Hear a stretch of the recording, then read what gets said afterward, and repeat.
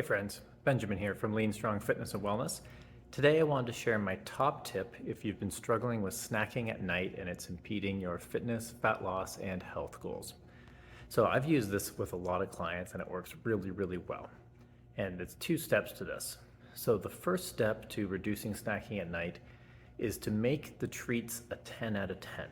And what I mean by that is, especially this time of year when it's post-Halloween, and if you're anything like me, your kids or grandkids have half a half a pillowcase full of chocolates and candies and chips and all sorts of shit.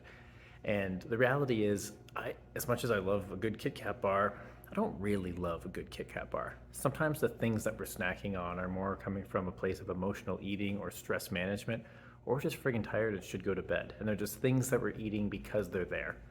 But if you can set some rules for yourself around what are the treats that you absolutely love, they're a true 10 out of 10 for you.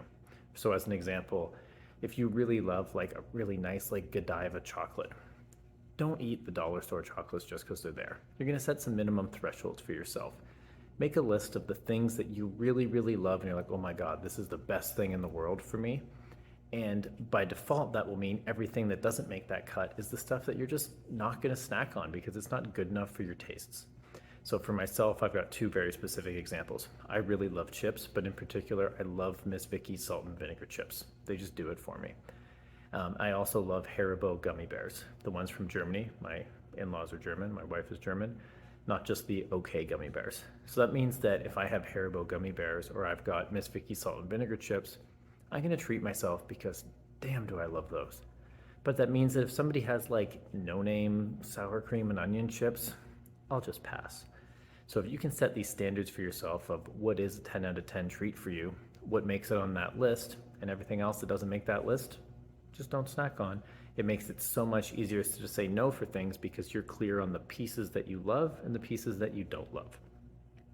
So in addition to making your treats a 10 out of 10, the second step for reducing snacking at night is a little bit counterintuitive, but it's accept the fact that you're probably never going to stop snacking at night. Now, don't get me wrong, I'm not saying that you can't or that you shouldn't, but I'm saying it's really hard to break those habits that have been ingrained in us for the last 5, 10, 20, 30 years. So part of it comes down to just accepting that, yeah, sometimes I am going to have some snacks at night, and that's just how it's going to be. So the tip for this is to fit it into your daily food. So if you nail your calories, for instance, for the day and you had an awesome day, going above those calories can throw things out of whack. And it's just extra calories that's going to lead to a little bit of fat gain, digestive stress, not sleeping as well. So if you know that, let's say you're having family movie night after dinner on Friday night, what you'd end up doing is eating a slightly smaller breakfast, lunch, and dinner, maybe going a little bit easy on the carbs because most snacks are carbs, and that you're actually intentionally eating a little bit less that day, and then you're topping it up with snacks. Because it's the difference between if you're filling a bucket with water and you're trying to get exactly to the rim, you don't want it to overflow. And what happens with snacking is we fill that bucket to the rim, and then we overflow it with snacks, and that leads to the negative health consequences that we want to avoid. So the easiest way around this is accept that sometimes you are going to snack and just fit it into the calories.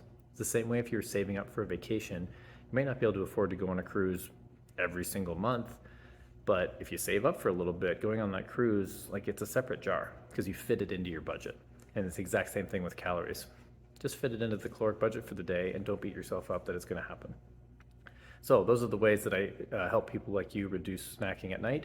1, make them a 10 out of 10 and figure out what's a 10 out of 10 for you. Say no to everything else. And 2, accept it's going to happen and that's totally okay, and just fit it into your food for the day. Hope that helps. Talk soon.